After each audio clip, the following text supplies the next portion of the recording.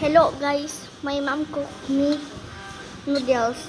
This not a regular noodles. It's not pancit canton.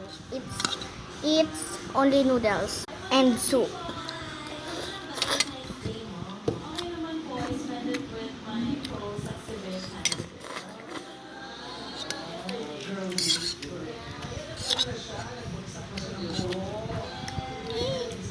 Kukunin ko lang ng fish fillet.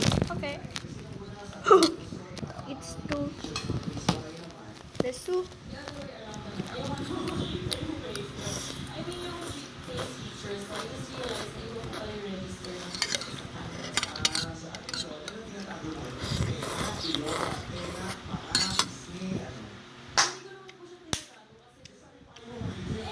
Mom is so good.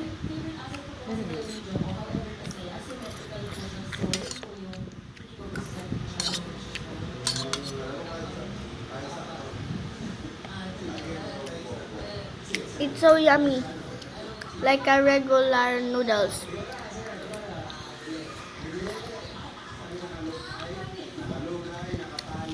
Mama, can I show you?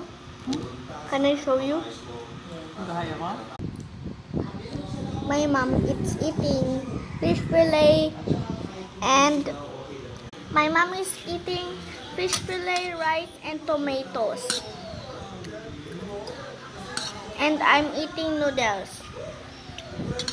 And I eat one vegetables.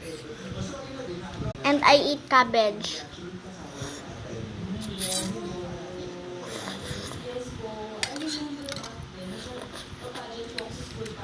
I love my dad and mom. The first place is mom. The second place is my dad. Because my dad is on abroad, always leaves us.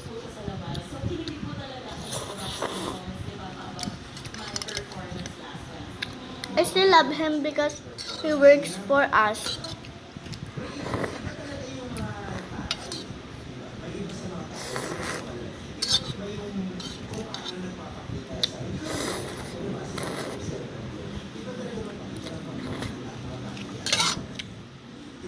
I'm going to drink soup.